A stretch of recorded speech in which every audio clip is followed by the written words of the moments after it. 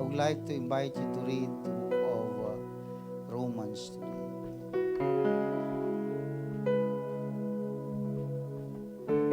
Hallelujah, hallelujah.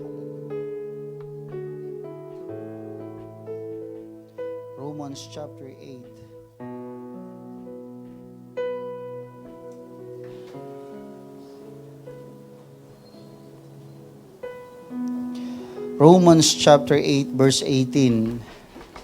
Amen.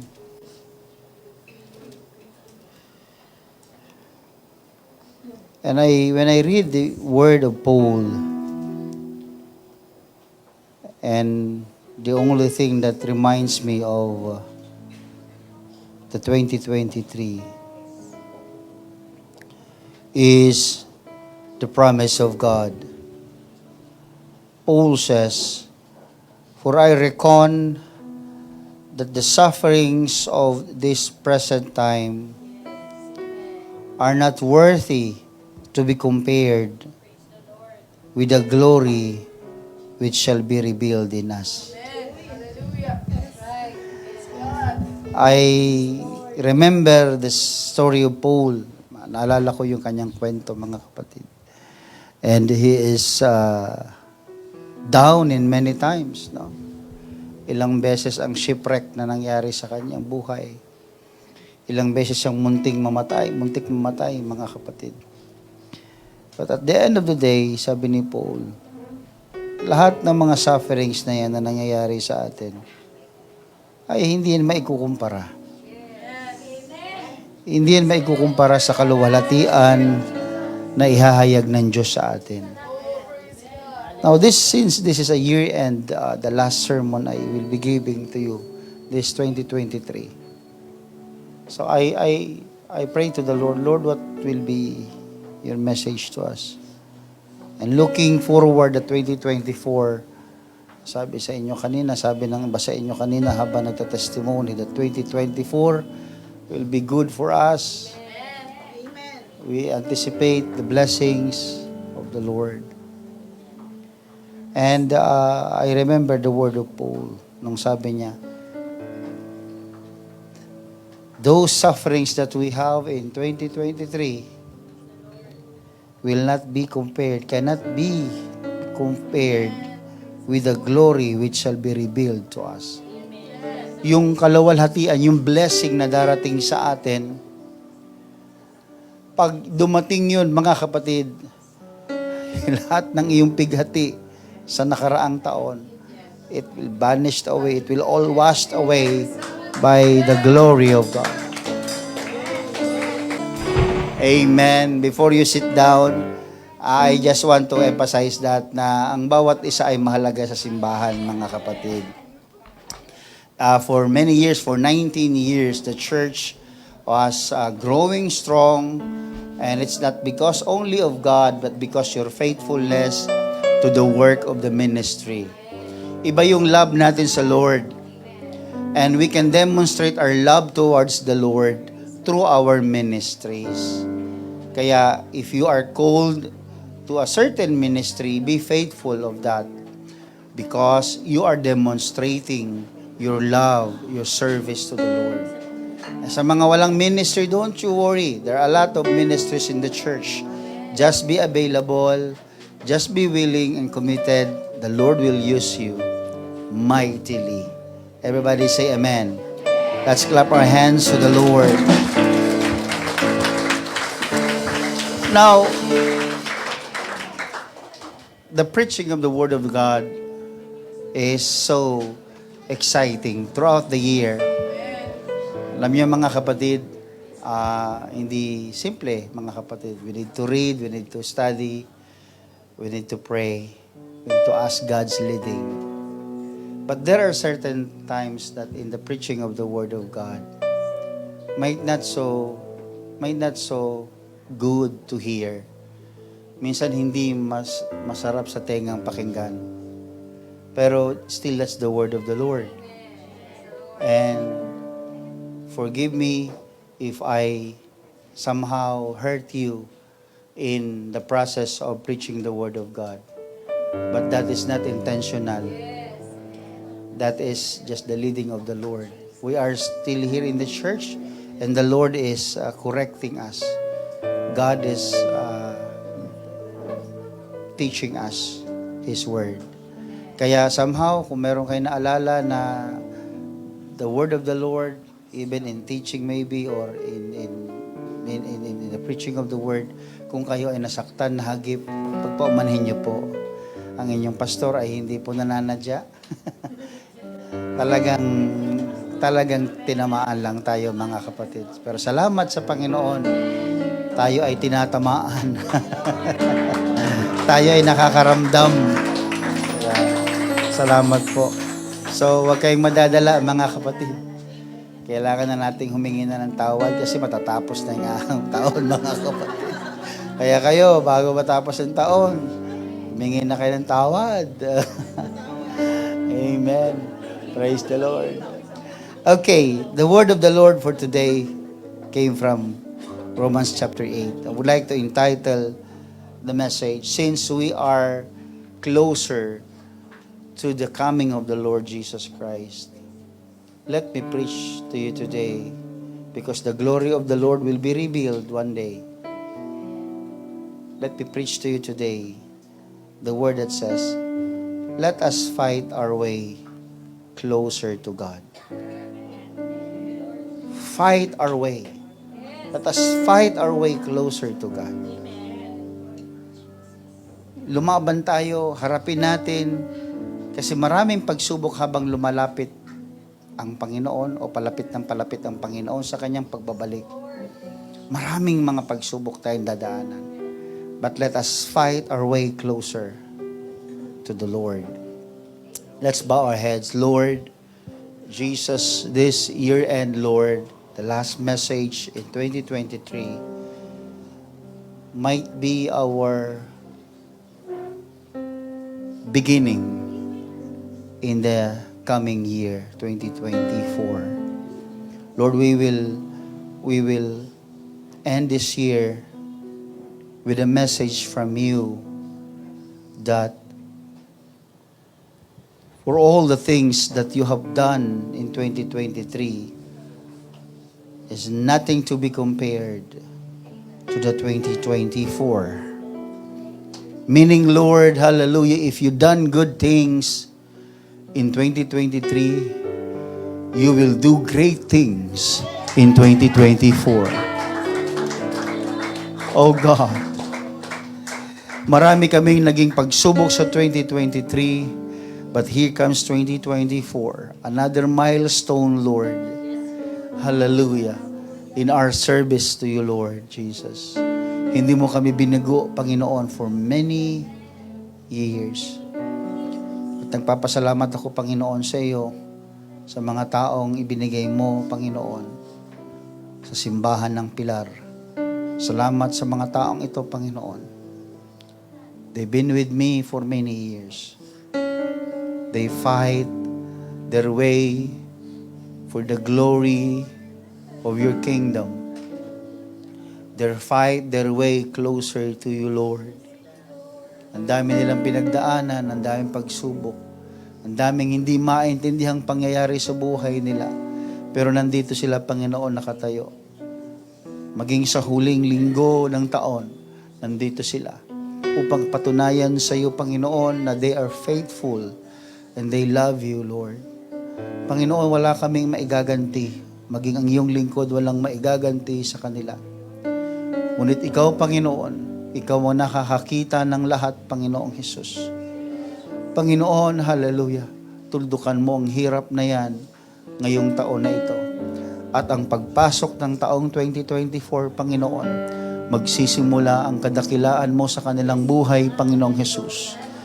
You will start, hallelujah, you will start to use them for your glory, and your glory will be revealed, Lord, in their lives, O Lord. In the name of Jesus, let those challenges, hallelujah, be overcome. In the name of Jesus. Help us to fight our way closer to you, Lord.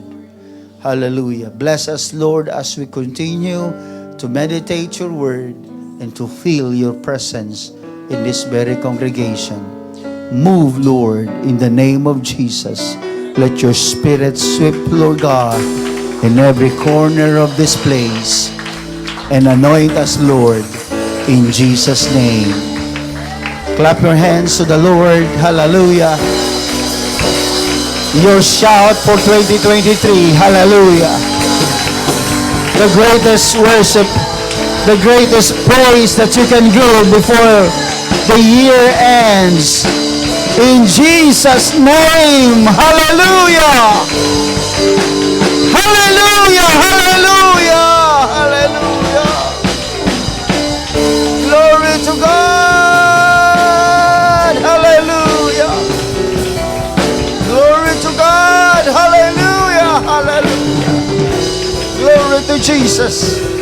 Hallelujah. Hallelujah. Glory to the Lord. Let us fight our way closer to God. You may be seated. Mahirap po mga kapatid na magkaroon ng distansya sa Diyos. It is difficult to be distant from God. Alam natin mga kapatid that from the very beginning when God created man, God was so close with men. Sobrang lapit ng Diyos sa tao. And even man, they can enjoy the fellowship with God. But when sin came into this world, sin separated man from God. So if there will always be a gap between man and God, it is the sin. Ang tanging nagbigay lamang ng distansya sa tao at sa Diyos ay ang kasalanan. But the will of God, but the plan of God is to be close with men. Hindi pinlano ng Diyos ang tao at ang Diyos, ang kanilang relasyon ay maging malayo. That's why God can give His life towards men.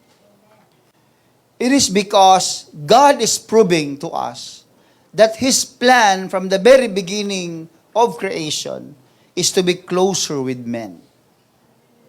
Kaya kaya niyang ibigay ang buhay niya, kaya niyang magpasa ng krus, bagamat mahirap, kaya niyang mamatay sa krus ng Kalbaryo, mga kapatid. Kasi gusto niyang patunayan na ang kanyang layunin nung una pa, nung nilalang niya ang tao, ay maging malapit siya sa mga tao. But the enemy's goal is to give distance between God and man. And that's in the way, on the term of sin. The devil wants us to have a distant relationship with God.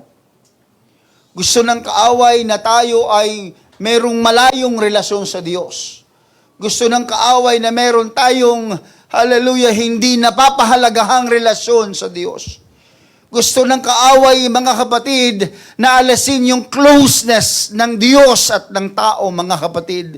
Gustong alasin ng kaaway yung malambing na relasyon ng tao sa Diyos, mga kapatid. And that's the reason why sin came. And in this world, mga kapatid, as we are aware, mga kapatid, that there are a lot of distant contributors sa mundong ito. And this is founded in sin. The very foundation of distant relationship is with God is sin. Kaya sa mundo, mga kapatid, narinig natin for the entire year ng 2023, pinapangaral sa likod ng pulpito that the worldliness gives distance between you and God. It is because sin is in the world. Ang kasalanan ay nasa mundo.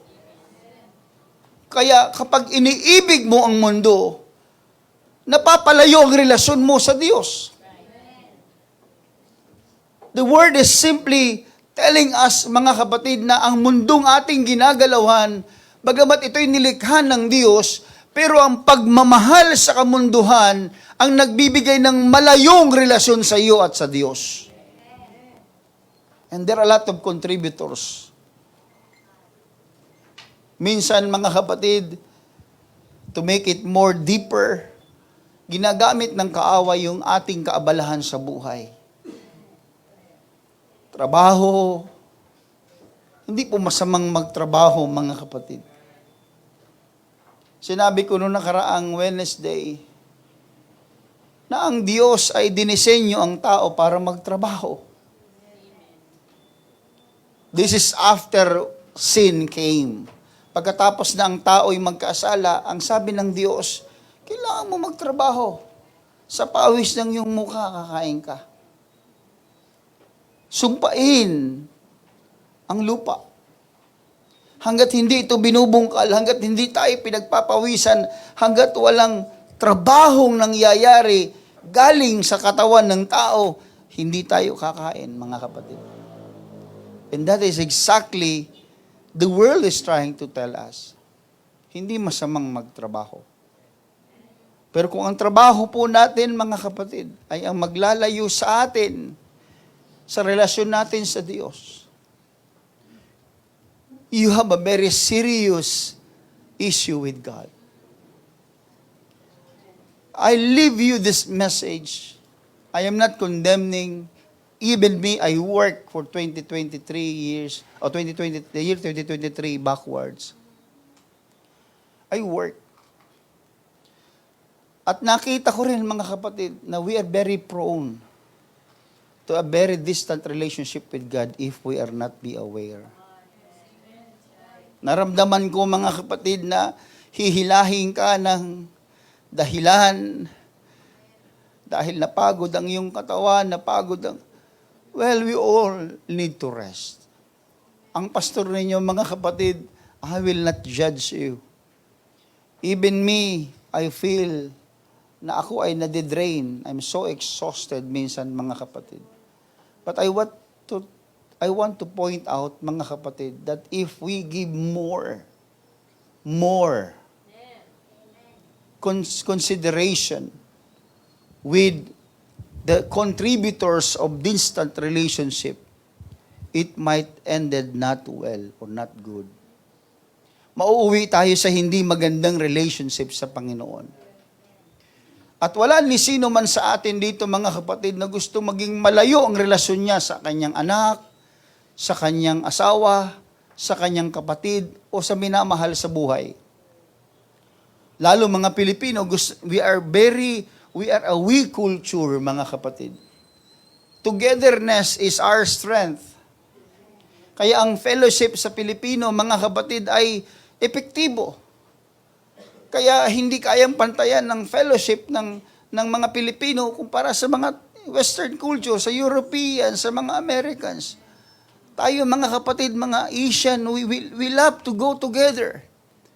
We love to eat together. We love to chat together. We love fellowship because of our culture. And thank the Lord, mga kapatid. Salamat sa Diyos na tayo'y mga Asyano at mahilig tayo sa fellowship, mga kapatid. Ayaw natin ng malayong relationship, mga kapatid. That is our foundation. And that's exactly why God is telling us that we need to fight our way closer to Him. Fellowship can give you more strength. Kaya hindi pinakakalimutan ng Diyos ang fellowship. Sa 2023, yes, we have a lot of fellowship na nangyari, but greater things will be coming in 2024. So let's fight more, let's attend more, let's enjoy the fellowship. I-enjoy natin ang buhay habang naglilingkod sa Panginoon. Regret will come later. Sa bandang huli na yun, ba't di pa kasi ako sumama sa conference na yun? Sila ang saya-saya, ako hindi. You see, the regret is there. Every time na we forget na mayroon palang dapat closer relationship with God. Kaya daming contributors, the work, hobbies. What are our hobbies? Is your hobbies can be considered as contributor of closer relationship or distant relationship? How many of you read a lot of books, but you never read your Bible?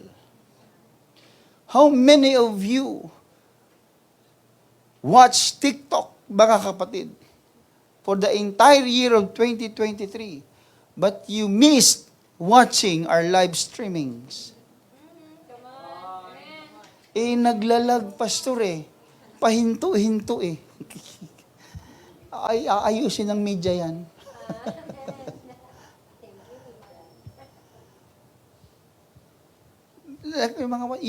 We love to surf in the internet. We love to see postings in Facebook. But we don't share. We don't share our own page. We don't even like them. You don't share your YouTube channel. Shout out YouTube. Share nyo naman. Hirap na Sister Jenny dyan, ayusin yan Share nyo naman. Pero ang dami nyong nilalike. Tingnan nyo yung Facebook natin, mga kapatid. Ang dami nating mga fina-follow, mga kapatid.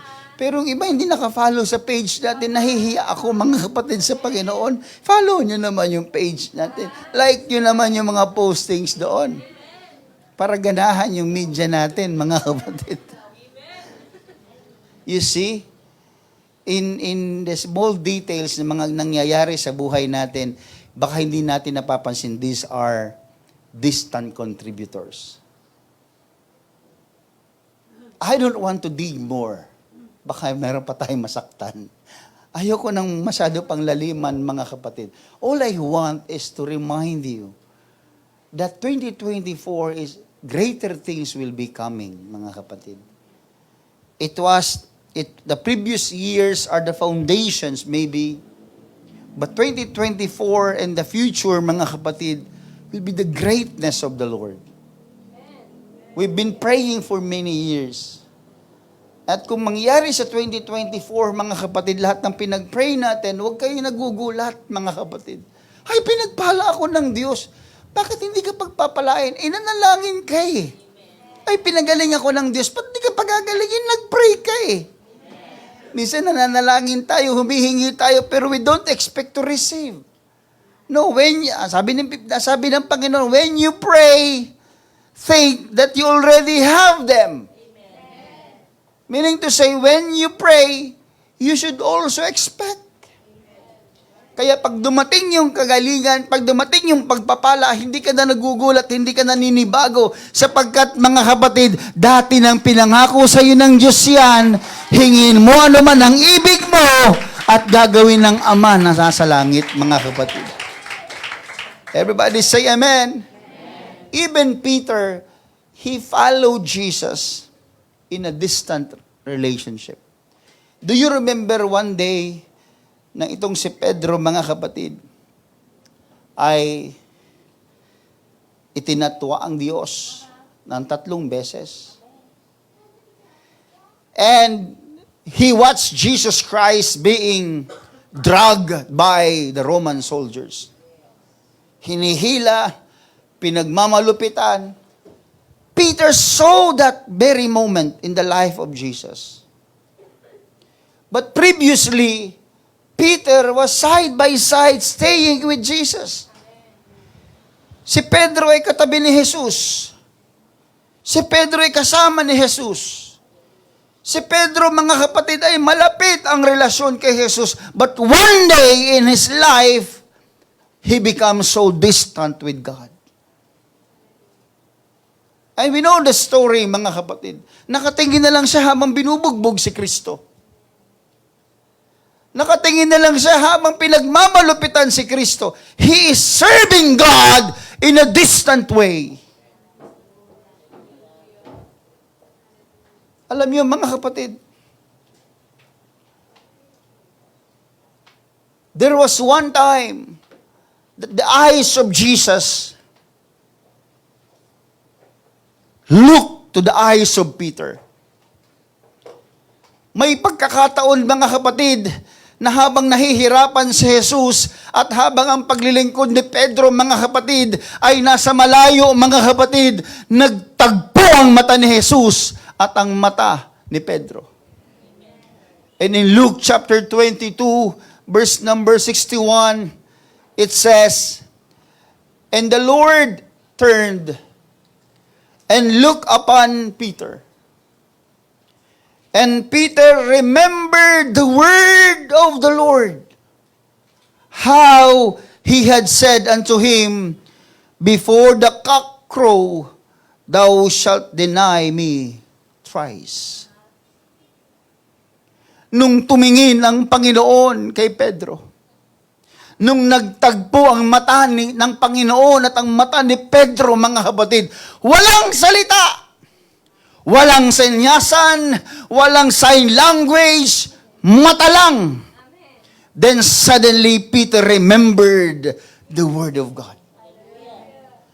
Alam nyo, mga kapatid, it takes time for us sometimes, hallelujah, to look unto Jesus. The Bible is inviting us looking unto Him.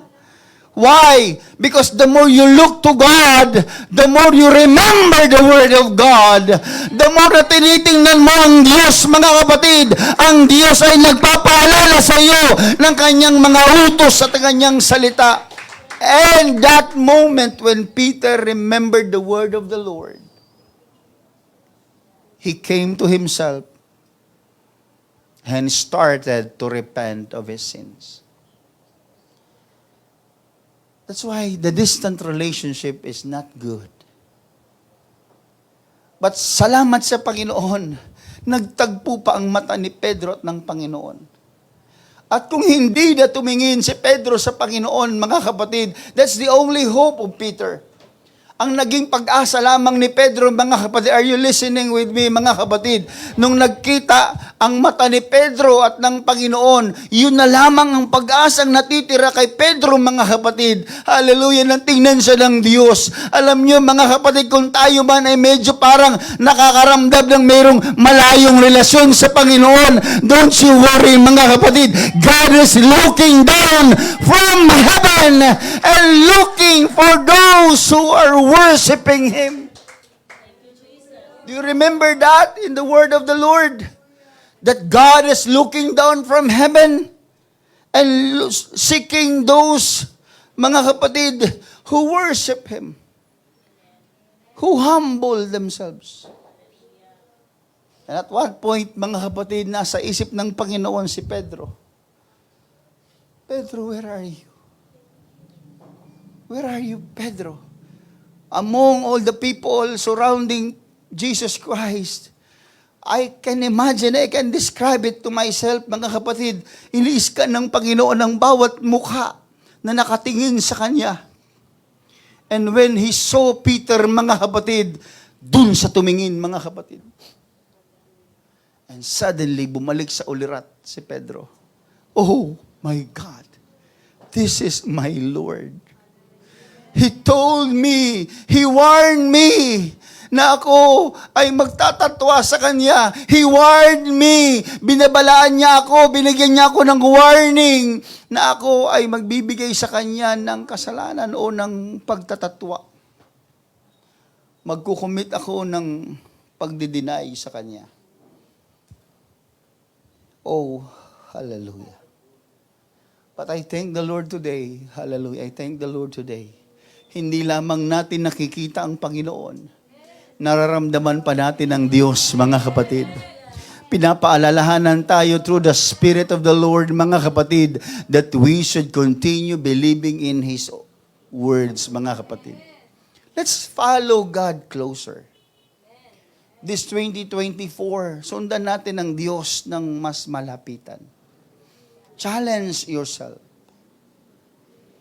Amen. We love to see people, the Bible study completers. How much more if walang bakante dyan, mga kapatid, lahat ay nandito. Binibigyan ng recognition. Walang nakaupo dyan because all of us are attending. 2024 is another challenge, is another milestone, mga kapatid. Let's serve the Lord closer. Amen. Huwag kang matakot. Let's not be afraid. Pastor, kasi marami akong kaabalahan eh. Yes, I know. Ako din. Lahat tayo may kaabalahan, mga kapatid. Pero don't you worry and don't you be frightened in serving God. If God can work in your beginning, pinanganak ka sa mundo, all of us are beginning. Amen? Kung wala kang beginning, wala ka dito ngayon. God worked for our beginning. Salamat sa Panginoon, nandito tayo ngayon, mga kapatid. Because God worked at our beginning. And if you believe that God can work in your beginning, He can also work for your ending. Kung kaya kanyang simulan, kaya kanyang tapusin. Yun ba yun? Hindi yun. Tinagalog mo pa si pastor eh. Hindi. Grabe naman yun, namatay tuloy, tinapos. Hindi, ang ibig natin sabihin, kung ang Diyos ay gumawa sa iyong unahan, sa iyong umpisa, pasimula, yung ending mo, He can also work with that. At ito maganda. Hindi lang yung beginning, hindi yung ending, pati yung in-between. He can work on that. He can work, be even in between, mga kapatid. Kaya let's follow the Lord closer. Mas lalo tayong let's fight. Bakit fight, Pastor? Because there are a lot of challenges, obstacles, hurdles, na susuungin natin. We need to overcome, mga kapatid. Even the lepers in Luke chapter 17, mga kapatid, when I read my Bible, they follow Jesus in the distance. Imagine, they believe in the Lord. They go to Jesus, yung 10 lepers, mga kapatid. Lumapit sila kay Jesus, mga kapatid. Pero alam niyo ito nangyari, mga kapatid, nung sila ay naglilingkod, they believe in God, but they cannot go closer with God. Ito yung mahirap. Naniniwala ka sa Diyos pero hindi ka makalapit. Hello? Yung bang gusto mong pumunta pero hindi ka makapunta? Pinaniniwalaan mo siya pero hindi ka makalapit. This is exactly the message of Luke chapter 17. Let's open our Bible in Luke chapter 17, verse 12. And as he entered into a certain village, there met him 10 men that were lepers, which stood afar off. They cannot go closer with God. They cannot greet Jesus Christ personally. They cannot shake their hands. They cannot kiss the Lord. They cannot follow the Lord closer. But they fight their way closer to God. Walang hadlang na pwedeng humadlang kung talagang seryoso kang gusto mong lumapit sa Diyos. And in verse number 13 says, and they lifted up their voices and said, Jesus, Master, have mercy on us. And when he saw them, he said unto them, Go, show yourselves unto the priest. Teka lang. Hindi sila makalapit. Hindi sila makalapit sa Panginoon para ilehan sila. Kasi nga, ang mga may ketong nung unang panahon, bawal lumapit sa mga walang ketong, mga kapatid. So sabi ni Jesus sa kanila, okay, I heard you. Okay, I know your need. Okay, you need healing. Okay, narinig ko yan. Okay, nakikita ko yung gusto niyong paglapit sa akin. But this is my challenge to you. Go and show yourself to the priest. Kung gusto mo talagang lumapit sa Panginoon, kung gusto talaga nating magkaroon ng malapit na relasyon sa Panginoon, there are challenges to take. There are testings to take, mga kapatid. Huwag mong isipin, mga kapatid, na ang demonyo ay kampante na lamang na ikaw ay makalapit sa Diyos. No! The very reason of sin, the very goal of Satan is to make a distant relationship with God. Kaya gagawin niya ang lahat ng paraan para hindi ka makalapit kay Kristo. Kung yung ketong na yan, ang dahilan kung bakit hindi ka makalapit-lapit kay Kristo, yan din yung dahilan, yung kasalanan na sumisimbolo, mga kapatid, yung ketong. Sabi ng Panginoon, if you want closer relationship, this is my challenge. Go and show yourself to the priest. The first thing that Jesus challenged them, listen to me, if you want closer relationship, sabi ni Jesus, obedience. Gusto mo ng malapit na relasyon eh. Gusto mong close tayo, sabi ni Lord, obedience. Follow what I'm going to say. Sinabi niya, takbo yung 10, mga kapatid. Basahin ulit natin. And when he saw them, he said unto them, go yourselves, show yourselves unto the priest. And it came to pass that as they went, they were cleansed. Hindi pa nga sila nakakarating sa priest. Hindi pa nga sila nakakarating doon sa subject nila na pupuntahan, sa priest. Gumaling na sila. Because the challenge of the Lord is not really to show themselves to the priest. The challenge of God is your obedience. Hindi ka pa tapos doon sa pinapagawa ng Diyos, pinagpapala ka na. Bakit? Kasi sinusunod mo siya, mga kapatid. Hindi ka pa nga nakakarating doon sa priest, gumagaling ka na. Bakit? Kasi sinusunod mo siya, mga kapatid. Show yourself to the priest. Wala sa priest ang healing. Pinatunayan ng Diyos, wala doon sa priest ang kagalingan. Ang kagalingan ay nasa pagsunod ng tao.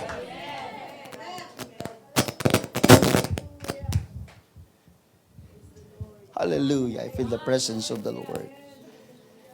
15, and one of them, when he saw that he was healed, turned back, and with a loud voice glorified God.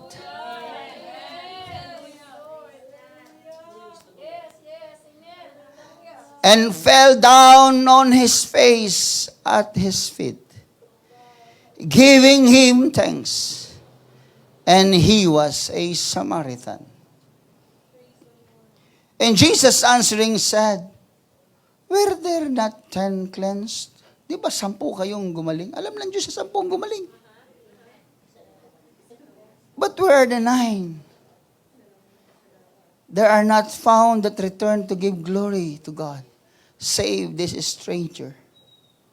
And he said unto him, arise, go thy way, thy faith had made thee whole. Look, mga kapatid. This one man, pagkatapos niyang gumaling, mga kapatid, because of his obedience, 10 silang sumunod. 10 silang sumunod, pero isa lang ang nagkaroon ng malapit na relasyon sa Diyos. Ulitin ko. 10 silang sumunod, pero isa lang ang nagkaroon ng malapit na relasyon sa Diyos. The one who can kneel down and bow his head to the feet of Jesus Christ. I can imagine the picture, mga kapatid, dahil doon sa paanan ng Panginoon, yung lalaking may ketong kanina, wala na sa doon sa relasyon na malayo, mga kapatid. Hindi na distant yung relationship niya. Close sa relationship na meron siya, mga kapatid. Sa lamang yung nakalapit kay Jesus.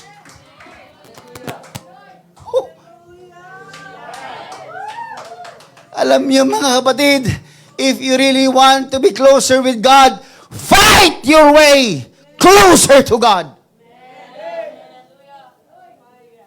Sabi siguro ng Siyam, huwag ka nang bumalik. Layo na lang narating natin, no? Layo na lang huwag ka nang bumalik. No, sabi niya, I give God the glory. No, Babalik ako, bagamat ayaw nyo, kayong Sam, ayaw bumalik, babalik ako. I want to have a closer relationship with my healer, with my God, with my Savior. Sige, kung ayaw nyo magpunta, sige, enjoy nyo life nyo. They enjoy their life. Pagkatapos tanggapin yung need nila, they enjoy their life. Pero itong isa, sabi niya, no, I'll fight my way closer. Mas lalo akong lalapit. And fell down on his face at his feet. Imagine, ito na yung paan ng Diyos. Nandito na yung mukha niya. Ganun na sila kalapit. Hindi ka pwedeng lumapit sa taong walang keton. Ang layo mo, kaya nga sumisigaw sila. Because of the distant relationship. Pero natuwa ko nung sinabi niya, nandun na yung kanyang mukha sa paanan ng Panginoon. Ang lapit niya na. Fight! Alam ko marami tayong mga kaabalahan. Alam ko marami tayong mga kapatid na mga reasons, mga valid reasons maybe. But all I ask is, fight your way closer to God. I don't know your condition, maybe hindi ko alam ang buong kondisyon ninyo. And I don't judge, mga kapatid. That's the only thing that I can promise you. I don't judge. But I want to encourage you. Fight your way closer. Kung ramdam mo na hindi ka pa, wala ka pa sa paanan ng Panginoon, sige pa, lapit pa. Dagdagan mo pa ng konti yung effort mo. Sige pa, hanggang sa maramdaman mo na ang paanan ng Panginoon ay abot na ng kamay mo, mga kapatid. Let's clap our hands to the Lord and worship the Lord. Come on, let's worship Jesus. Thank you, Lord. Thank you, Jesus. Hallelujah. Hallelujah. The sad thing, only one came. That's the reality of life. Maraming pinagaling, konti bumalik. Marami ang tinawag, konti ang pinili. Few are chosen. Mga kapatid, let us fight our way closer to God. Promise the Lord this year, coming year, that you will be more closer. If you prayed for 5 minutes, why don't you increase that into 10 minutes? If you read one chapter in one day, why don't you make it 5 or more? Closer, closer. If you attend Sunday service, why don't you also attend the midweek service? Why don't you attend the prayer meeting as well? If you attend fellowship pag Sunday, why don't you also attend conferences? Kaya ka nagtatrabaho para meron kang makain. Kaya ka nagtatrabaho para meron kang mapanggastos. Mapanggastos saan? Mapanggastos din sa gawain ng Diyos. God gave you work. Yung iba nga walang trabaho pero nagpupumilit, mga kapatid. Baligtad na yung may trabaho, tuloy ayaw magpumilit. Ibigay na lang natin sa mga walang trabaho yan. Sa mga kapatid. Pero I'm happy, mga kapatid. I'm happy and I'm glad. I don't feel any kind of problem in the church in terms of that. This is just the part of the sermon na I need to encourage everyone that this coming year is a greater, the fulfilling year, mga kapatid. That's why our theme for this year is fulfillment. Ipo-fulfill ng Panginoon yung mga desires natin this coming year. Ito na, mga kapatid. So let's be more closer with God. Lalo tayo maging malapit sa Panginoon. Everybody say amen. Amen. And let us fight our past. Labanan natin ang ating nakaraan. Let us overcome the past. The only thing that we can be more closer to God is to forget our past. Kalimutan mo na yung humihila sa iyong siyam. Huwag mo na silang balik-balikan. O, nasa na kaya sila? Nag-enjoy kaya silang siyam doon? Kamusta na kayo mga double cards ko? Forget them. Nasaan kaya sila? No, forget them. Let us overcome our past. Alam nyo kaya hindi natin tayo makausad-usad sa future? Because our present, we live in present using our past. If you are going to live your present, live at your present. Forget your past. Sino ba dito may mga nakaraan? Taas nga kamay. Siyempre, lahat naman tayo, may kahapon. Tanongin mo katabi, may kahapon ka ba? May kahapon tayo, mga kapatid. Kasi kung wala kang kahapon, wala ka na dito ngayon. Alam nyo, the enemy has the habit of bringing us our past. Yan ang contributor.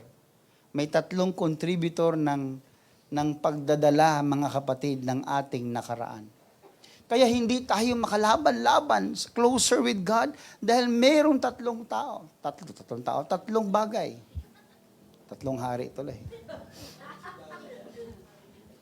May 3 bagay. Una, yung isip natin.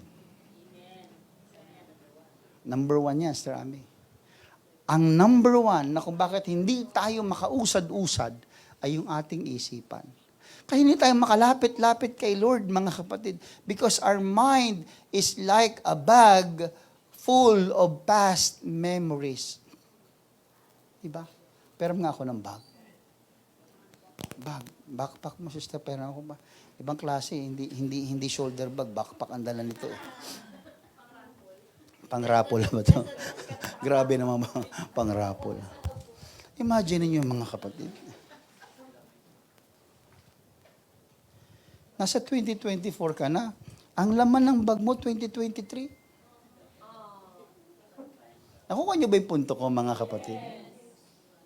Pag tinanong ka, kamusta ka na? Teka lang.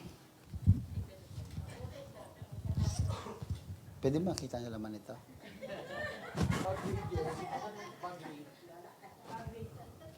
Nakuha niyo ibig sabihin? Kamusta ka na, sister? Teka lang, bago ko sagutin. Humuhugot ka sa nakaraan? Kinakamusta ka lang ngayon? Ang inuhugot mo nakaraan? How are you going to go closer with God? Even Paul says, leave those heavy things. Iwan nyo yung mabibigat na mga bagay upang makalakad kayo palapit kay Jesus.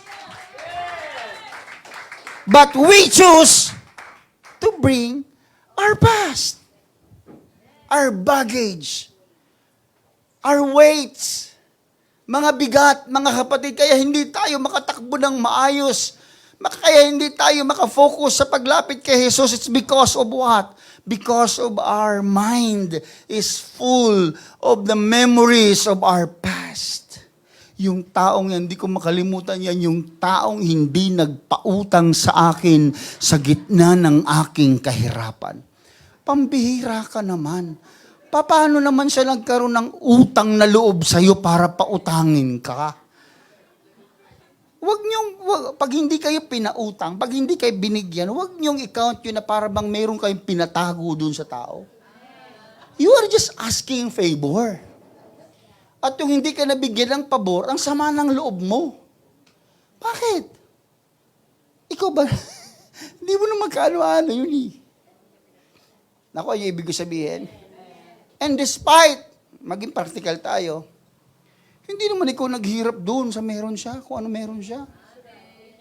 Kasi bigla mo na lang, akin na yan, pengi ako. Yung damot talaga nito, yumaman ka lang, damot mo na. May impyerno ka sana. Ganon yung mga ugali. Bakit? Kaya sila mama, bakit may contribution ka ba sa pagyaman niya? Wala naman na. Alam nyo, pag ganyan na hindi kayo pinapautang. Di ba? Like ka ng like kasi gusto mong utangan. Nung hindi ka pinautangan, unfriend. Grabe, sama na ugali. Black. Leave your baggages. It's 2024. Amen. Our minds are like a bag full of past memories. Kaya nang sabi ni Paul, mga kapatid, think of these things. Kung ano yung lovely, di ba? Kung ano yung pure, kung ano yung good motive, yun ang ilagay mo sa isip mo, sabi ni Paul.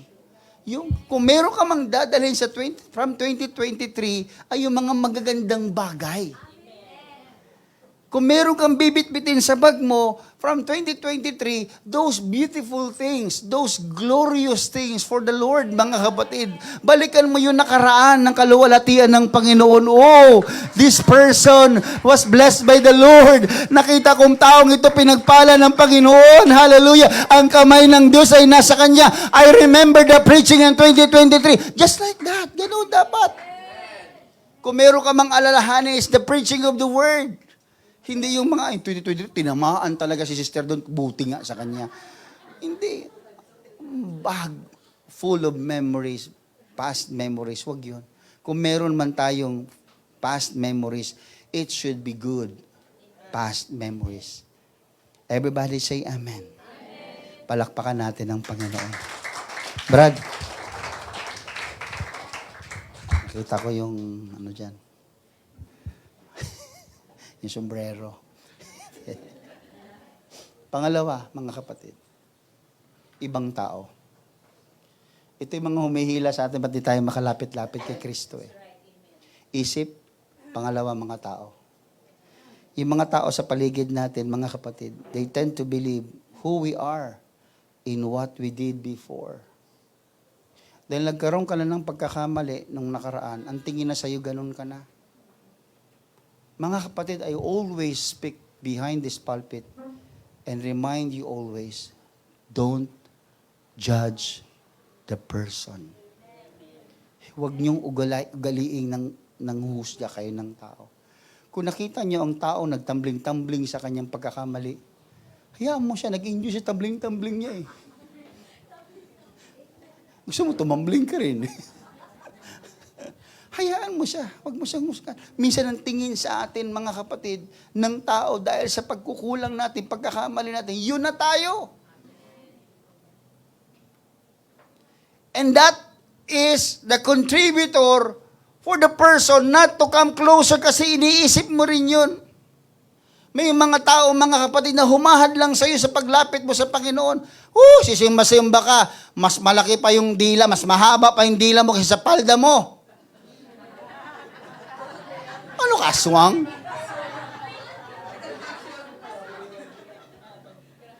Kasi people tend to believe in what we're doing. Wala silang habag minsan, mga kapatid. Kung talaga namang sirain ka, sisirain ka, mga kapatid. Pero alam niyo, forget them. Forget them. Wag mong hanapin ang sarili mo sa ibang tao. Minsan ang salamin natin, hindi na salita ng Diyos yung ibang tao na, kamusta? Okay ba ako? Okay ba ako? Okay ba yung bago ko nga? Siyempre, kaibigan mo yan. Kahit may uling ka sabihin na, ganda ka. Kaibigan mo yun eh. Doon ka magtanong sa Diyos. Doon ka magtanong sa salita ng Panginoon, yung tunay na salamin. Pag yun ay nakita mong sarili mo dun, mga kapatid, kahit na ayaw sabihin ng kaibigan mo sa'yo na masama ugali mo, pag nagbasa ka ng Biblia, sasabihin, masama ugali mo. Walang sinisino ang salita ng Diyos, mga kapatid. Talaga namang masasaktan ka. Don't ask or don't look yourself from others. Huwag mong, okay ba ako sa'yo, sister? Okay ba ako, Brad? Mabait ba ako, Brad? Tama ba yung ginawa ko, Brad? Ang basihan na natin minsan yung ibang tao, no. Hindi ibang tao ang basihan natin. Ang Diyos. Kasi ang tao, pag may nakitang pangit sa iyo, kahit isang bagay lang na pangit sa iyo, pangit ka na sa tanang buhay mo. Oo. Siyam ang ginawa mo mabuti. May 10 kang ginawang may 10 kang ginawang mabuti, isang hindi. Isa lang ang tatandaan niya sa iyo. Walang mercy. There's no mercy, mga kapatid. Walang habag ang tao, mga kapatid. Kaya huwag kang humingi sa tao ng opinion niya. Hingin mo yung opinion ng Diyos. Sinabi, si pastor talaga, simbahan namin, Lucia, hindi ako sumusunod sa solusyon yan. Yung susunod sa uso-uso ni Pastor Jess Simba. Uso ko? Uso ko daw yung mahabang damit, mahabang buhok. Hindi ko uso yan, oy. Hindi ba uso-uso daw si Pastor? Ay, uso. Kahit ako, mga kapatid, I even wondering, mga kapatid, when I first believe, sabi ko, oh nga no, but I need to sit down and read my Bible. And when I understand holiness, it is a standard. It is God's standard because God is holy. So I'm serving a holy God. Natural ang magiging ako ay kung ano ang Diyos. We become more like Him, di ba? Sabi ng Biblia. So kung walang standard ng holiness mo, na pwede kang mag-spaghetti dyan, pwede kang, sabi ng iba ng mga kapatid, bakit pa hindi natin pinapaputo ng pastor? Patatat na atat ka ba sa buhok mo na yan? Ano ba mayroon dyan? Huwag mong pakialaman yan. Huwag mong pakialaman yan. Pag pinakailaman mo yan at naunawa mo, mga kapatid, sa mga hindi pa nakakaunawa, okay, lusot kayo. Pero pag naipangaral sa inyo ito at narinig nyo na ito, may mga bagay na kahit hindi mo naiintindihan, kailangan mong sundin. Alam niyo kung bakit, mga kapatid? Because it's not the problem of the Lord whether you don't understand or you don't understand. It's not the problem of God. Hindi ko naman naiintindihan ng kasalanan kaya ginagawa ko. Walang pakialam ang Diyos kung naiintindihan mo o hindi. Basta sinabi niya ang kasalanan magdudulot sa iyo sa impyerno. Kaya alam mo kung hindi ang kasalanan o ano, walang pakialam ang Diyos yun. Pag nagkasala ka, pasok ka sa impyerno. Pwede mo bang ikatwiran sa Diyos yung Lord? Hindi ko naman alam yan kaya ganun. Imposible. Kaya we cannot say na, I don't follow holiness kasi hindi ko naman pa naiintindihan yan. Sabi ni Pastor, pang matured lang. Hindi pa ako matured Tigulang ka na. Hindi ka pa matured. Ano you know? Okay. Paano mo masasabing matured ka? Is it in the age? As long as you know and understand what is wrong, right and wrong, you're already matured. Kaya nga ang bautismo, binabautismo sa mga marunong ng magsisi. Bakit? Kasi pag alam niya marunong siya magsisi, sabihin, alam niya ang tama at mali. Ma-identify niya, mali ginawa ko, magsisisi ako. Matured na siya yan. Kaya nga, sabi ng mga psychologists, either minsan 10 or 12 years old, kaya ang baptism sa atin is 12 years old above. Kasi meron na silang kaalaman na this is wrong. I need to repent. Nakuha niyo mga kapatid. So maturity does not only because of matured ka na sa edad. No, hanggat ikaw ay nabautis na, alam mo tama at mabuti, mabuti at mali mga kapatid, kung alam mo na yan, you are already matured. Kaya huwag mo nang hintayin na, kailangan ko maintindihan ba igi ang paliwanag sa palda? Bakit ba? Kailangan paliwanag sa akin maigi ang buhok. Bakit ba? Kailan ka susunod pag nagpaliwanag sa iyo? Paano kung walang nagpaliwanag sa iyo? Di ka susunod. Paano kung biglang dumating ang Diyos dahil hindi ka sumusunod? Di impyerno ka. Sabihin mo kay Satanas, Satanas, hindi ako qualified dito kasi hindi ko pa naintindihan Sabihin sa'yo ni Satanas, papaalala ka pa ni Satanas, the people of God destroy because of the lack of knowledge. Pabuti pa Satanas, marunong pa. Bible study yan ka ni Satanas. Lack of knowledge. My people are destroyed for the lack of knowledge. Declaration ng Bible yan. My people, my own people, my loved people, my very own people. The people that I baptize, the people that I fill with the Holy Ghost, those people are with God. But the Bible says they are destroyed because of the lack of knowledge. It's not the problem of God to feed you with knowledge. It's your problem to understand the Word of God. Binigyan ka na lang utak, gusto mo pa i-feed sa'yo. Kaya nga may utak, kaya nga nagpuproseso ang utak Hindi lahat ibibigay sa'yo ng Panginoon. You need to think, you need to read, you need to pray, you need to meditate, you need to fast. Nakuha niyo mga kapatid. So maturity. Let us fight our way closer to God. Yung ating mga baggages, mga kapatid, let's forget that. Other people's opinion is not important. Pangatlo, si Satanas mismo. Wala siyang ibang gagawin kundi batuhin ka ng nakaraan mo. You are not worthy. Babatuhin ka niya ng nakaraan mo, ba't pasimba-simba ka pa? Demonya ka eh. Kamag-anak kita. Maninira ka eh, di ba? Nang wawasak ka ng buhay ng ibang tao eh. Nang babas ka eh. O, di ba? Yan ang trabaho ni Satanas. Batuhin tayo ng ating nakaraan. Tayo naman, nahihiya ako sa ginawa ko. Ayoko muna mag-church. Ito muna ako sa bahay. Ilang taon ko na naririnig yan. If you are right now watching this live streaming, I urge you. I can even kneel down in front of you just for you to come back. Bumalik na kayo. Kayo mga nanghihina sa pananampalataya, nagbabackslide. Bumalik na kayo, please. Iisang tabi na natin ang mga ego natin. Hindi sa atin magdadala yan sa langit, mga kapatid. Yes, if you think ang pastor nyo may problema, I can tell in your eyes, in front of you, I'm sorry. Maligtas ka lang. Whatever it takes, malangit ka lang. Di baling ako na yung masama. Di baling ako na yung pangit ang ugali. Di baling ang pastor nyo na ang... Basta malangit lang tayo, mga kapatid.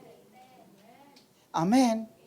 I can do it in front of you. I can humble myself. I can accept all the negative.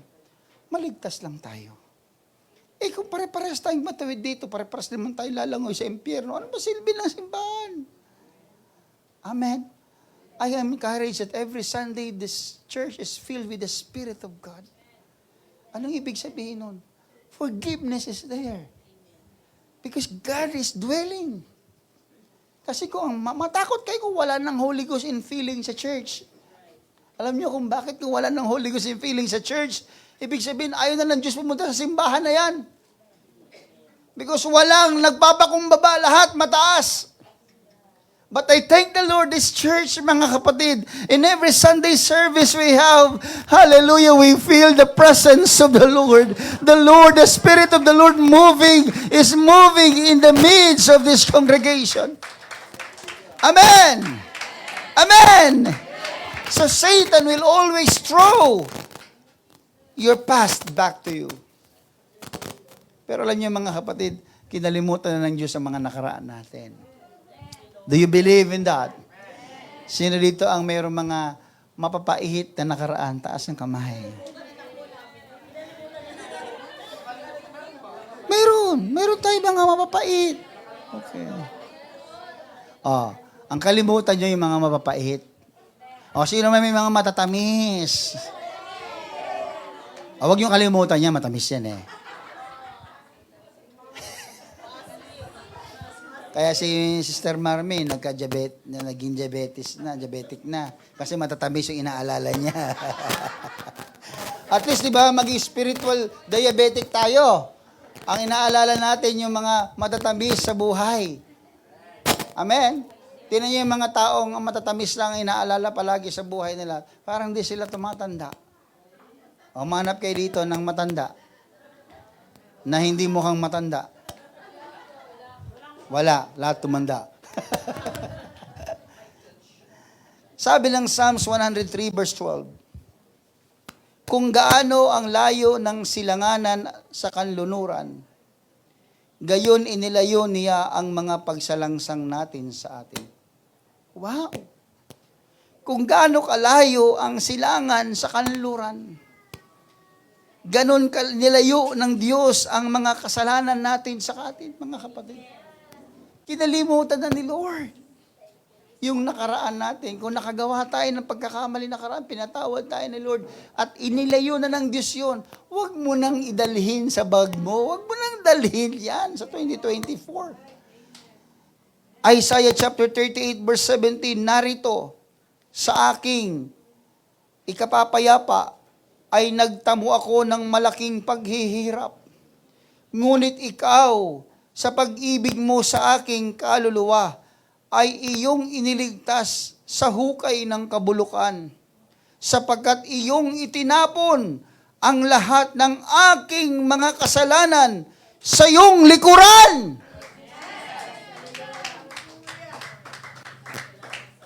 Sapagkat iyong itinapon ang lahat ng aking mga kasalanan sa iyong likuran.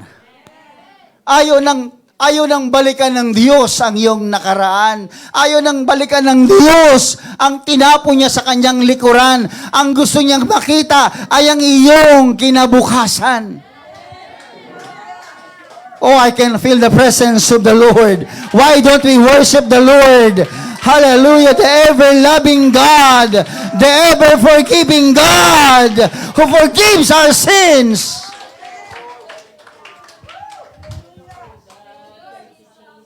Alam niyo, ang sarap. Alam mo yung ano, sino sa inyo mga nakaramdam, mga kapatid, na ikaw ay mayroong mabigat na bitterness. Tapos, nung nagkaayos kayo, anong pakiramdam? Di ba pag naglalakad ka, mabigat ang pakiramdam mo, parang, di ba parang, ang bigat. Pero pag alam niyo, yung nagkapatawaran na kayo, parang,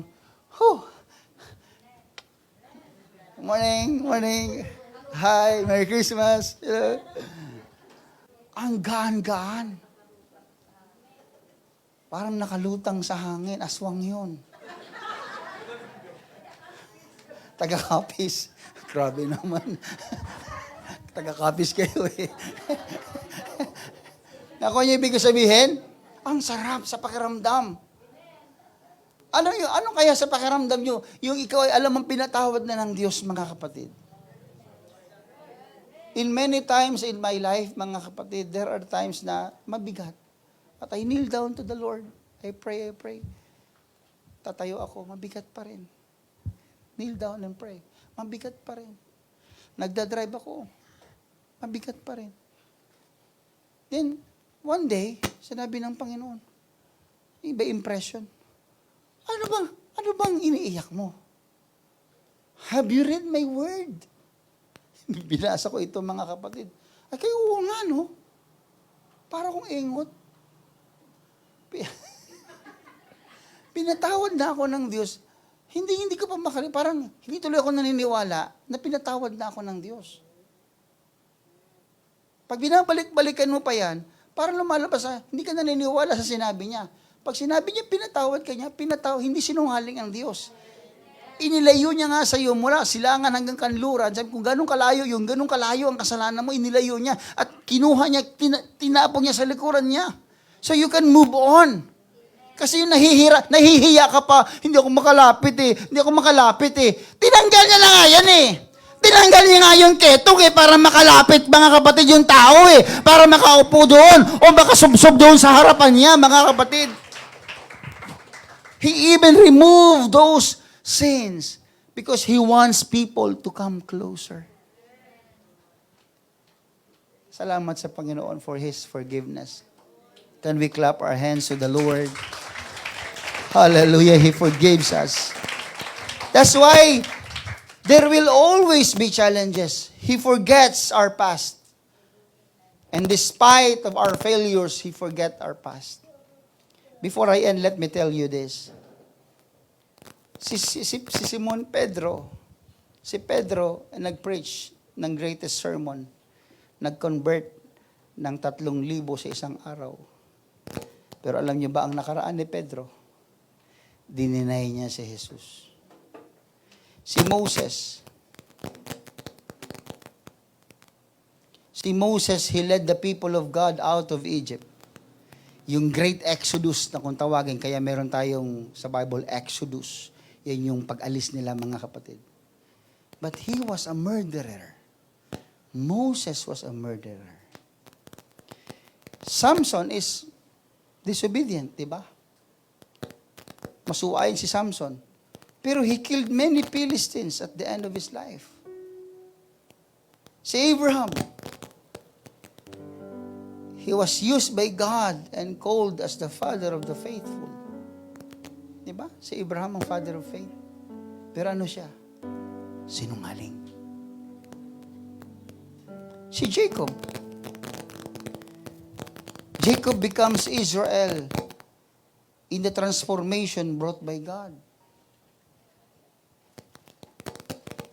But Jacob is a deceiver.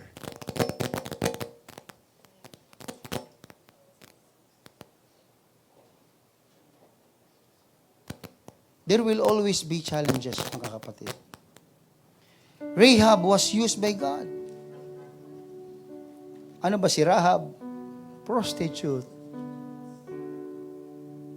Alam niyo mga kapatid, inabsorb ng Lord yung past. He never mind the past. Wala siyang pakialam sa nakaraan natin. Wala siyang pakialam sa nakaraan ni Pedro, nakaraan ni Moses, nakaraan ni Samson, ni Abraham, ni Rahab. Wala siyang pakialam dyan. Wala siyang pakialam sa ating kahinaan. Ang gusto niyang makita ay yung kagustuhan natin. Gusto niyang makita yung you are fighting your way closer to Him. Don't be afraid. Though there will be challenges, but just press on. Huwag mong isipin yung mga obstacles. Hindi kailangan ng Diyos na maging malakas ka bago kanya gamitin. No. God can even use us when we are weak. Ang gusto niya, mga kapatid, ay maging dependent tayo sa Kanya. Gusto ng Diyos na dinidesire natin siya. Imagine, I could remember Hannah in her life. She was weak, but she was used by God. Si Daniel was a young boy, but he was used by God. Pastor, hindi mo naiintindihan yung nakaraan ko. Pastor, hindi mo naiintindihan yung kahinaan ko. Pastor, hindi mo naiintindihan ang kasalanan ko. I'm so negative, Pastor. Whatever your weakness is, I don't mind that. Because God never minds our weaknesses. God wants our surrender, not our strength. Ang gusto ng Diyos ay ang ating pagsuko, hindi ang ating kalakasan. Kaya iisipin mo, maari itong pagpasok ng taon, ay, panibagong buhay, panibagong taon. Maybe it's my end, ganyan. No, it's not your end. Huwag mong ma-misunderstood ang sovereign will of God. I keep on telling you this, mga kapatid, before I close. The sovereign will of God is different from the will of God from His Word.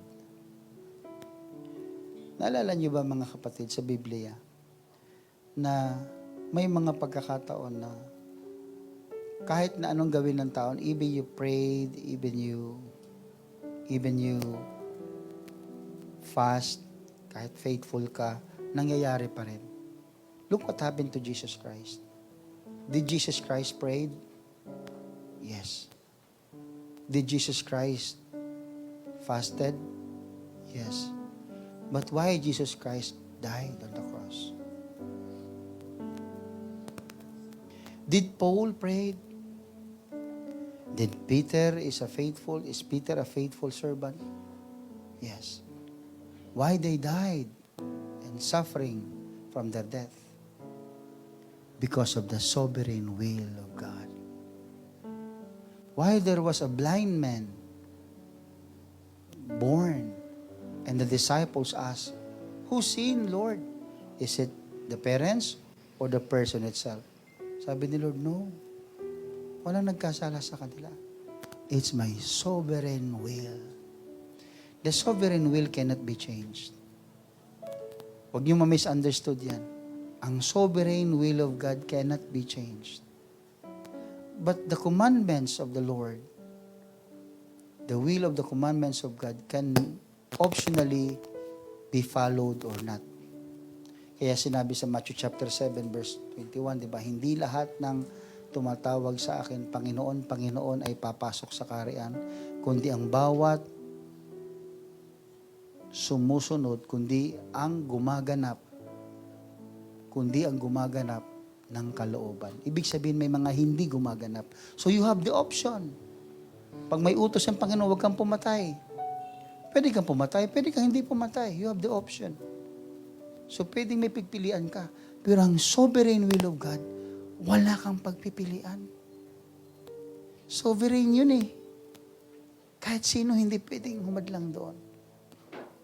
And alam mo ba mga kapatid na ang church is a sovereign will of God?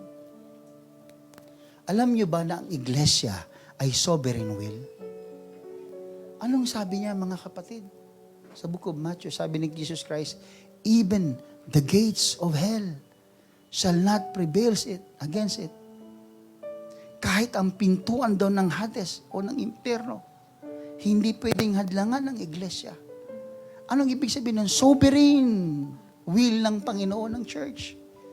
Eh mga kapatid, ang good news, ikaw at ako yung church. Kaya sabi ni Paul, I am more than a conqueror. Bakit hindi ka more than conqueror? Sovereign will of God ka. Kaya bakit kayang patawarin ni Lord yung nakaraan natin, yung mga kasalanan natin? Bakit kaya ni Lord ang dugo niya ibuwis doon sa krus para sa iyo at sa akin? Because we are the sovereign will of God. Kaya kahit na nahihirapan ka, ilagay mo sa isip mo, I am a sovereign will of God. Mahal ako ng Diyos. Templo ako ng Diyos. Bagamat may karamdaman ka, naghihirap ka, o may kulang ka man sa buhay, hindi yan kayang ikumpara sa kaluwalhatian na iriripil ng Diyos sa iyo. That cannot be compared to the glory of God to be revealed in you. It's not about what you have. It's not about what you have in your hands today. It's about who you are. You are the sons and daughters of God. Mga anak tayo ng Diyos. Kahit anong gawin ng kaaway, mananagumpay tayo. Kahit magpadala pa ng sandamakmak na problema ang kaaway sa harapan mo, anak ka ng Diyos eh. Mapagtatagumpayan mo yan. You just need to fight. You just need to fight your way closer to the Lord. Yes, kaya mo yan. Kung ikaw ay naglalakad paputungo sa Panginoon at ang kaaway ay maghambalang ng maraming pagsubok, alam ng Diyos na kaya mong lampasan. Alam ng Diyos na kaya mong lundagan. Alam ng Diyos na kaya mong iwasan. You just need to fight your way closer to God. 2024 is a year of fulfillment for this church. And 2024 is the year of battle. Battle because you are going to fight your way towards God. Mapagtatagumpayan natin ang nakaraan. Mapagtatagumpayan natin ang mga bagay na dumarating sa buhay.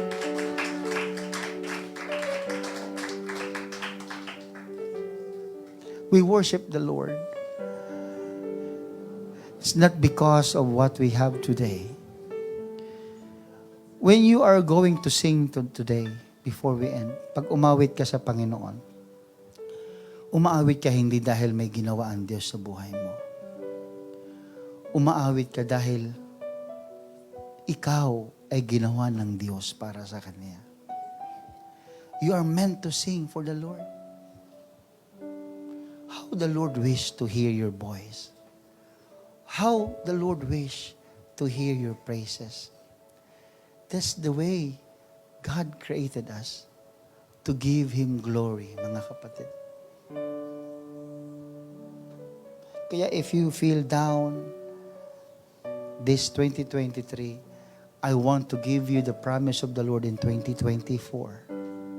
In Romans chapter 8, verse 18, the promise of the Lord says, "For I reckon that the suffering of this present time are not worthy to be compared with the glory which what shall be revealed in us." Mayroong kaluwalhatian ng Diyos na ipapakita sa iyo in 2024. Maybe it's about your job. Maybe it's about your wife, your husband, your children, your business. Maybe it's about your health. Maybe it's about your future. Wow, I'm excited, mga kapatid. God will reveal His glory in 2024. Receive it right now. Can you please raise your hands? Receive it. Hallelujah. Lord, I receive it today. Your glory will be revealed in us.